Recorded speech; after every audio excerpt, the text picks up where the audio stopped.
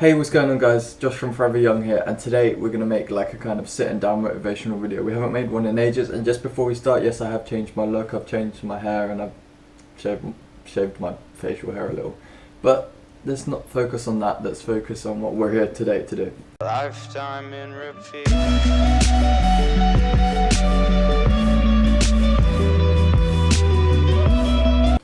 Also, just before we get into the video, I am going on holiday next Saturday, so there will not be a video for a week, but when we get back there should be a video late. It will be a late night upload, but it should still be there. Anyway, let's get into the video. So this topic is all about don't be embarrassed of your past. I think too many people try to block out their past when they try to better themselves, and I think sometimes you should really use that to push yourself forward. It's really important that you don't forget where you came from, so you know where to go. You should be inspired by your past events, negative or positive, to help you get to the positives, because you always want to try aim for the positives. Say for example you had a negative experience growing up, and when you grow up you want to change that and use that to better yourself in the future.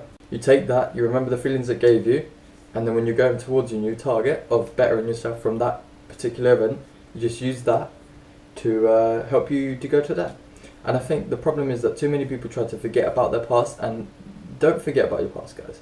It's really important that you don't do that, because number one, it's a part of you. You're basically forgetting a part of yourself. Good or bad, you know, if you were the worst person or the best person, I think you should always remember your past, because it's just important to know the choices you've made, because again, without the past we couldn't learn from our mistakes. So I think it's important that you don't forget that, so you don't make the mistakes again.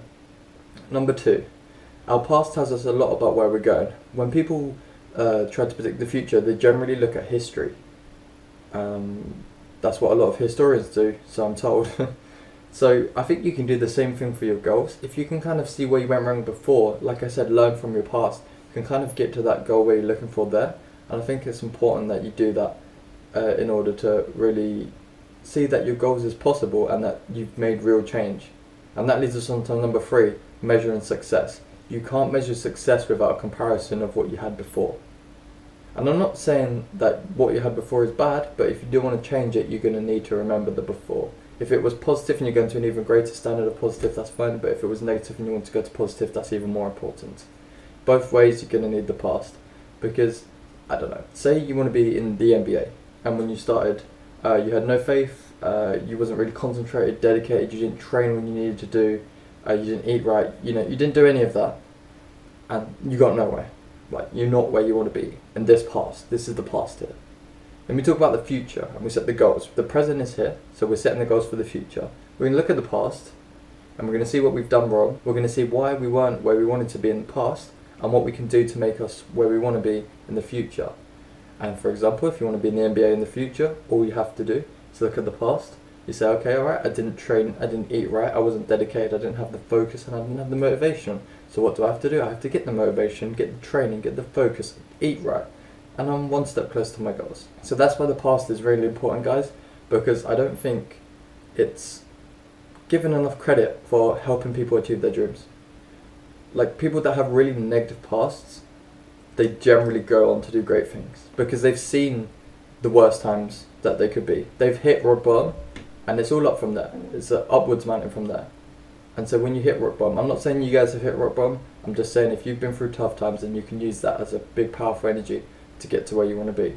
It's really important that you do that, guys, because the past, like I said, like I keep on saying, if you've made mistakes, or if it was perfect, your past, but you just want to be even more perfect, so that's not even a word, then it's important that you guys really go for and look through your past. Like I said with the NBA, let's take another example. I don't know, say you want to get an A in English, and at the moment you're on a C, okay? So this is more of a school type kind of thing, which I guess will apply to a lot of my viewers.